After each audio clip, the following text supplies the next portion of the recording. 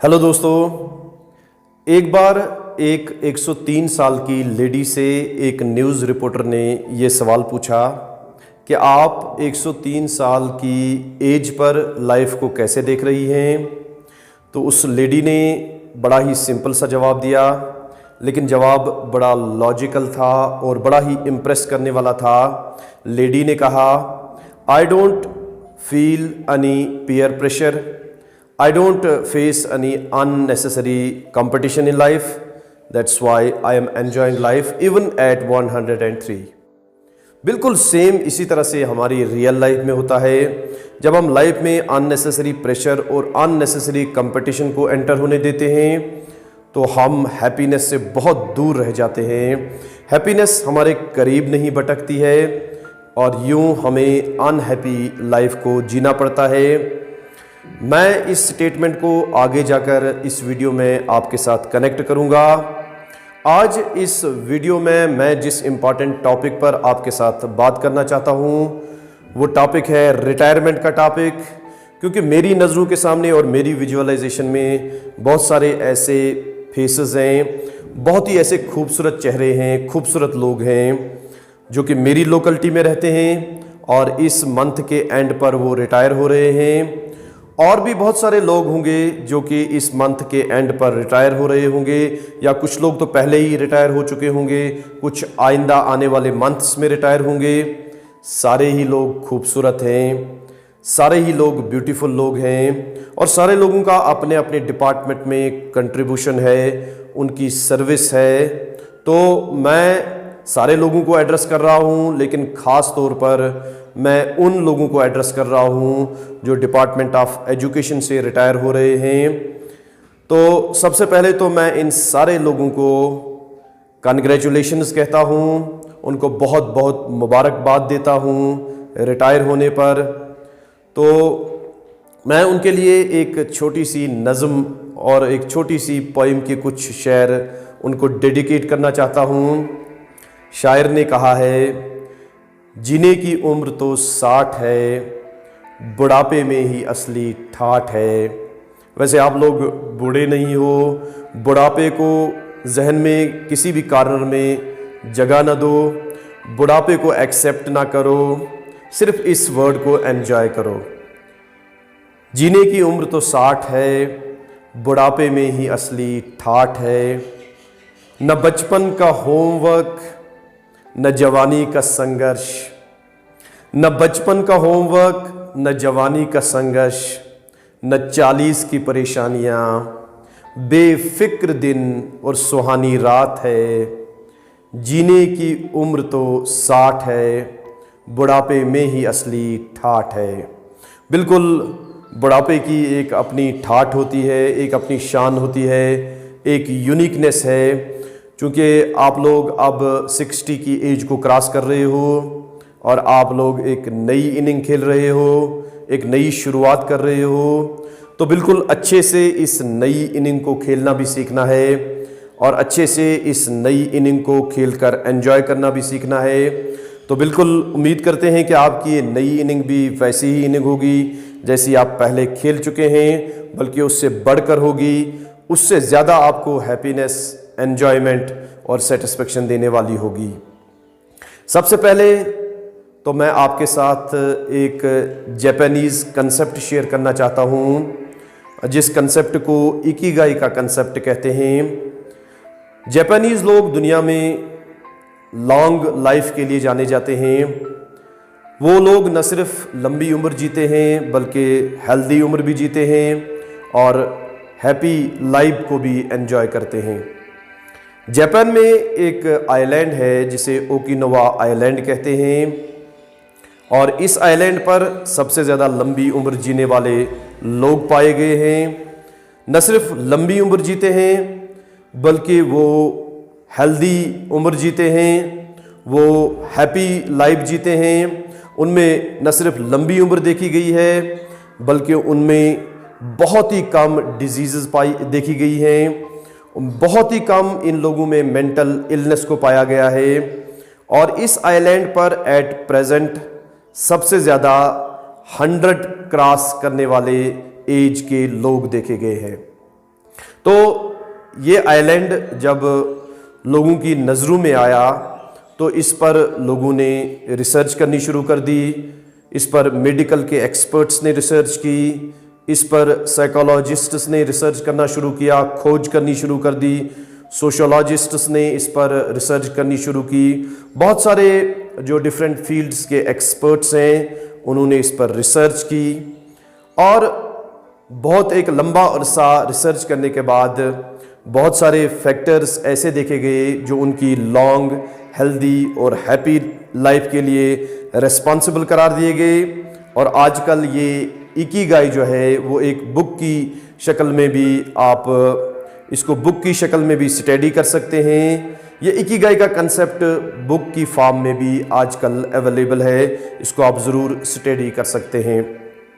तो जहाँ रिसर्च ने ये साबित किया कि इन लोगों की अच्छी डाइट और कम खुराक, ये लोग अपनी भूख के हिसाब से सिर्फ 75% खाना खाते हैं, लेकिन ये लोग बहुत ज़्यादा खाना खाते हैं क्योंकि लंबी उम्र जीते हैं, कम खाते रहते हैं, लेकिन एट द एंड ये बहुत ज़्यादा खाना खाते हैं।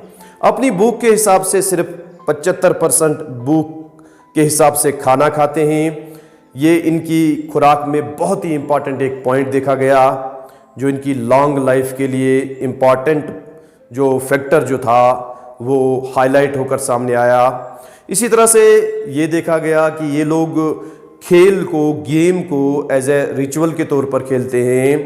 इनकी लाइफ में गेम खेलना एक इम्पॉर्टेंट रिचुअल है और ये लोग गेम को हारने के लिए और जीतने के लिए नहीं खेलते हैं, बल्कि ये लोग गेम को इसलिए खेलते हैं कि सामने वाला खुश हो जाए, और अगर सामने वाला जीत कर खुश होता है तो वो उसको जिताने में खुशी महसूस करते हैं, उसको जीत कर देखते हुए ये लोग खुश होते हैं। तो गेम को ये अपनी लाइफ में एज ए रिचुअल अडॉप्ट किए हुए हैं। इसी तरह से यहाँ का जो सोशल सेटअप है, यहाँ की जो सोशल सिक्योरिटी है, यहाँ की जो सोसाइटी है, वो भी हेल्दी पाई गई, वो भी लॉन्ग लाइफ के लिए इम्पॉर्टेंट देखी गई। और एक इम्पॉर्टेंट पॉइंट जो यहाँ हाईलाइट होकर आया, रिसर्च ने जिसको साबित किया, वो था कि ये लोग कभी रिटायर नहीं होते हैं लाइफ में। इनकी सोसाइटी में और इनकी डिक्शनरी में रिटायरमेंट लफ्ज़ का कोई वर्ड देखा ही नहीं गया। ये लोग रिटायरमेंट को एक्सेप्ट नहीं करते हैं, बल्कि ये लोग हमेशा किसी खास पर्पस के लिए काम करते हैं।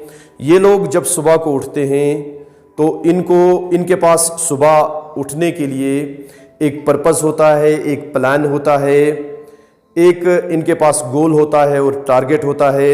ये एक पर्पस को लेकर उठते हैं और साइंस ने भी ये साबित कर दिया है कि जब हमारी लाइफ में कोई पर्पस होता है, प्लान होता है, टारगेट होता है, तो उस वक्त हमारे चेहरे पर ग्लो होता है, हमारे जिस्म में एक सरप्लस एनर्जी होती है और हमारे जिस्म में कुछ ऐसे हार्मोन्स रिलीज़ होते हैं जो हैप्पीनेस के हार्मोन्स होते हैं, और इसी तरह से जो हमारी हेल्थ को मेंटेन करने में इम्पॉर्टेंट रोल प्ले करते हैं और हमें एक हेल्दी और लॉन्ग लाइफ देते हैं। तो जो लफ्ज़ इकिगाई है, असल में इसके माने हैं purposeful life, purpose of life. तो ये लोग एक पर्पस को लेकर जीते हैं, तो यही इनकी लॉन्ग लाइफ का इम्पॉर्टेंट फैक्टर भी पाया गया है। तो अगर हम लोग भी इस कंसेप्ट को अपनी लाइफ में अडॉप्ट कर दें, इस इकिगाई के कंसेप्ट को सीख लें, तो शायद हम लोग भी लॉन्ग लाइफ को एंजॉय कर सकते हैं। इसी तरह से इंडिया में ख़ास तौर पर जो मुलाजमीन रिटायर होते हैं, रिसर्च से ये साबित होता है कि अक्सरियत ऐसे मुलाजमीन की होती है जिनके पास पोस्ट रिटायरमेंट का कोई प्लान नहीं होता है। वो पोस्ट रिटायरमेंट की लाइफ को किसी प्लान को लेकर जीते नहीं हैं, और रिसर्च से ये भी साबित होता है कि यही एक फैक्टर होता है कि आहिस्ता आहिस्ता रिटायर्ड जो एम्प्लॉइज़ हैं, जब वो एक पर्पसलेस लाइफ को जीते हैं, तो ये चीज़ उनकी हेल्थ को डिटोरिएट करने में इसका एक इम्पॉर्टेंट रोल होता है, और आगे चलकर कुछ सालों के बाद ही लाइफ इतनी डिटोरिएट हो जाती है कि रिसर्च बताती है कि बहुत कम लोग जो हैं वो एक लॉन्ग लाइफ के टारगेट को अचीव कर पाते हैं। तो मैं अपने उन काबिल एहतराम एम्प्लॉइज़ से जो कि रिटायर्ड हो रहे हैं, जिनके पास बहुत सारा तजुर्बा है, जिनके पास बहुत सारी एक्सपीरियंस है, और असल एक्सपीरियंस तो असल नॉलेज तो वही है जो हमें अपनी सर्विस के दौरान हासिल होती है, वही तो हमारी असल नॉलेज है। तो उनके लिए मेरा पैगाम है कि उनके लिए रिटायरमेंट के बाद जो उनकी नई इनिंग है उसमें उनके लिए मैदान खुला है, कोई कंपटीशन नहीं है, कोई अननेसेसरी कोलीग्स का प्रेशर नहीं है। और अब जो दूसरी इनिंग उनकी शुरू हो रही है, वो दूसरी इनिंग अपने गोल को लेकर जी सकते हैं, क्योंकि आज तक जो उनकी सर्विस थी, जो उनकी नौकरी का दौर था, उसमें तो गोल किसी और ने सेट किया हुआ था और हम उस गोल को अचीव करने की कोशिश कर रहे थे। लेकिन अब दूसरी इनिंग में हम अपना गोल सेट कर सकते हैं, अपना टारगेट बना सकते हैं, और वो गोल हमारी इंटरेस्ट के मुताबिक होगा, हमारे पैशन के मुताबिक होगा। हमारी इंटरेस्ट और पैशन और हमारा जो इनबॉर्न जो हमारा टैलेंट होगा, अगर ये सारी चीज़ें एक होकर हम अब अपना गोल सेट करेंगे तो बहुत सारी हम लाइफ में एंजॉयमेंट और हैप्पीनेस को देखेंगे, और एक ऐसी लाइफ जिएंगे जो कि हमें हेल्दी, हैप्पी और एक लंबे अरसे तक जीने का मौका देगी। तो मेरा बड़े अदब के साथ, बड़े एहतराम के साथ इन रिटायर्ड एम्प्लॉइज़ को मेरी ये मैसेज है कि बहुत सारा मैदान अभी खुला है, और ख़ासकर जो एजुकेशन सेक्टर से लोग रिटायर्ड हो रहे हैं वो अपनी इस नॉलेज को लोगों के साथ शेयर करना शुरू कर दें।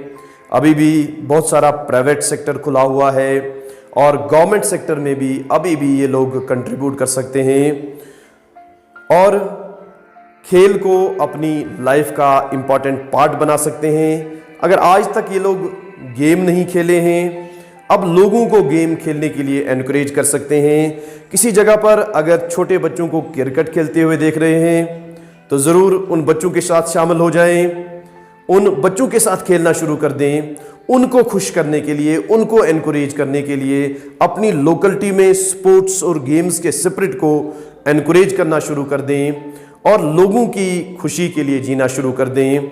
अगर हम ऐसा करना शुरू कर देंगे तो ज़रूर हम हैप्पीनेस और हम लॉन्ग लाइफ के टारगेट को ज़रूर अचीव कर पाएंगे, और न सिर्फ हम खुद खुश रहेंगे, हम और बहुत सारा अभी भी कंट्रीब्यूट कर पाएंगे अपनी सोसाइटी को, अपनी लोकलिटी को।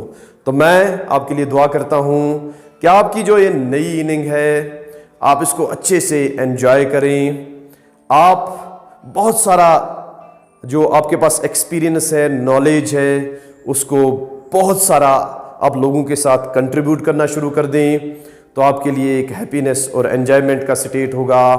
और उम्मीद करता हूँ कि आपकी ये नई इनिंग खुशियों भरी होगी, बहुत सारी ढेर सारी खुशियाँ आपकी झोली में डालने वाली होगी। So thank you very much.